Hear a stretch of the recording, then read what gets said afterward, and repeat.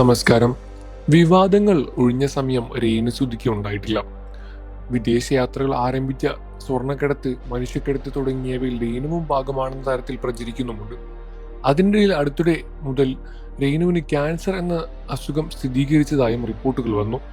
എന്നാൽ രേണു ഇക്കാര്യത്തിൽ കൃത്യമായ പ്രതികരണം നടത്തിയിട്ടുമില്ല. ഇപ്പോൾ ഇതാദ്യമായി തന്റെ പേരിൽ പലപ്പോഴായി വന്ന ആരോപണങ്ങൾക്കും തന്നെ ചുറ്റിപ്പറ്റി പറഞ്ഞ വിവാദങ്ങൾക്കും കൃത്യമായ മറുപടി രേണുസുധിയുടെ അഭിമുഖത്തിന് നൽകുകയായിരുന്നു. അങ്ങനെയൊരു അസുഖമുണ്ടെങ്കിൽ ഞാനല്ലേ സഹിക്കേണ്ടത് എന്ന് രേണു ചോദിക്കുന്നു. ചില യൂട്യൂബേഴ്സ് ഞാനൊരു മനുഷ്യനാണെന്ന് പോലും പരിഗണിക്കുന്നില്ല എന്നും രേണു പറയുന്നു. എനിക്ക് ബ്രസ്റ്റ് ക്യാൻസർ ആണെന്ന് പറഞ്ഞ് പരത്തിയത് കുറെ കാലമായി എന്നെ വിടാതെ പിന്തുടരുന്ന, എന്നെക്കുറിച്ച് നെഗറ്റീവ് മാത്രം പറയുന്ന ചില യൂട്യൂബേഴ്സാണ്. എന്നെ വിറ്റ് കാശുണ്ടാക്കുന്നവരാണ് അവർ. എന്നെ, എൻ്റെ ഫാമിലിയെയും പിച്ച് ചീന്തുകയാണ് അവർ. ക്യാൻസർ പോലൊരു അസുഖമുണ്ടെങ്കിൽ ഇല്ലെങ്കിലും അത് വെളിപ്പെടുത്തേണ്ടത് ഞാനാണ്. ഞാൻ എവിടെ പോയാലും കാറെടുത്ത് എൻ്റെ പിന്നാലെ വരുന്നുണ്ട് ഇവർ പറയുന്നത് വളരെ തെറ്റായ കാര്യമാണ്.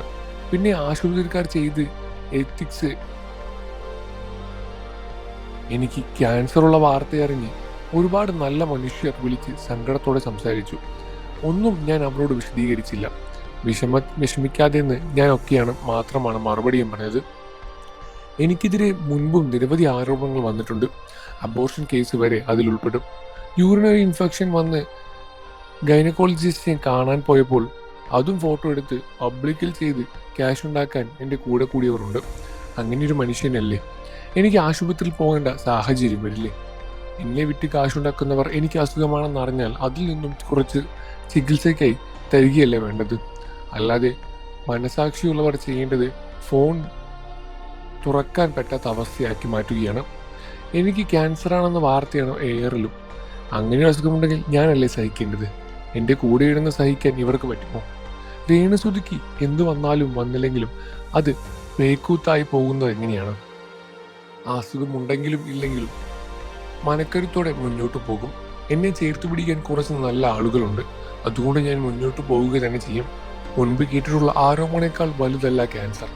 എനിക്ക് അസുഖമാണെന്ന് കുട്ടി ആഘോഷിച്ചു നടക്കുന്നവർ മനുഷ്യരല്ല, പിശാചുക്കളാണ്. എൻ്റെ കുടുംബം ഇനി കേൾക്കാൻ ഒന്നുമില്ല. എൻ്റെ കുഞ്ഞു വരെ കേൾക്കുന്നു. ഞങ്ങൾ ക്രിമിനൽ ബാഡ്രോളജി ഉള്ളവരാണോ, അതോ കുറ്റകൃത്യം ചെയ്തിട്ടുണ്ടോ? ചേച്ചിയുടെ ഭർത്താവുമായി എനിക്ക് അഭിഹിതമുണ്ടെന്ന വഴിയാണ് പറഞ്ഞു വരുത്തിയത്. ഇതിലും ഭേദം ക്യാൻസർ തന്നെയാണ്. ക്യാൻസറാണെന്ന് അറിഞ്ഞെങ്കിലും മിണ്ടാതിരുന്നു കൂടെ?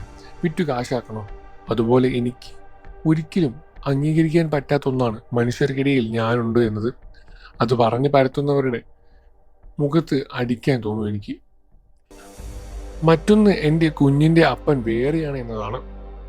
അതിനെല്ലാം ഭേദമാണ് ക്യാൻസർ എന്നും രേണുസുധി പറയുന്നു. ദുബായിൽ വെച്ചാണ് താരത്തിന്റെ ക്യാൻസർ കണ്ടെത്തിയതും അസുഖവുമായി ബന്ധപ്പെട്ടുള്ള ടെസ്റ്റുകൾ രേണു പരമേലെ ആശുപത്രിയിൽ എത്തിയതിനു ശേഷമാണ് എന്നും സോഷ്യൽ മീഡിയയിൽ പ്രചരിക്കുകയായിരുന്നു.